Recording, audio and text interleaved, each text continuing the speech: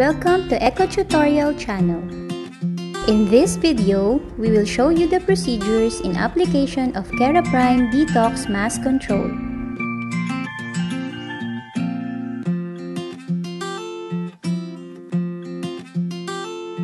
First, wash the hair by using any clarifying shampoo. Wash it properly, focusing on the scalp and hair ends, especially if it is oily from hair product residues. If possible, you can shampoo your hair twice for thorough cleansing and rinse it very well.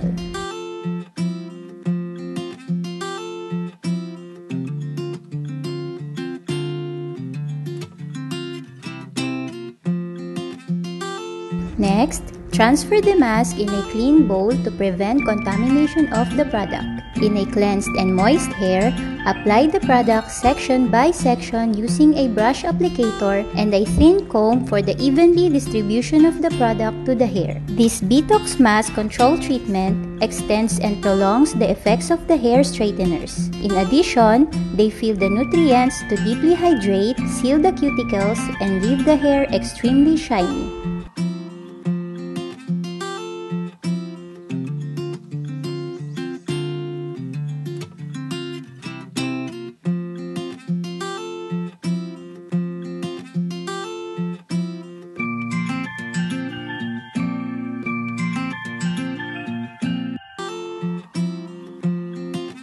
After application of the product, leave the treatment for 45 minutes.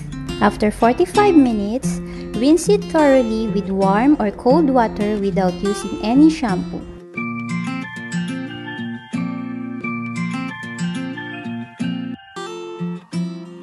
Dry the hair properly and iron it in a thin sections.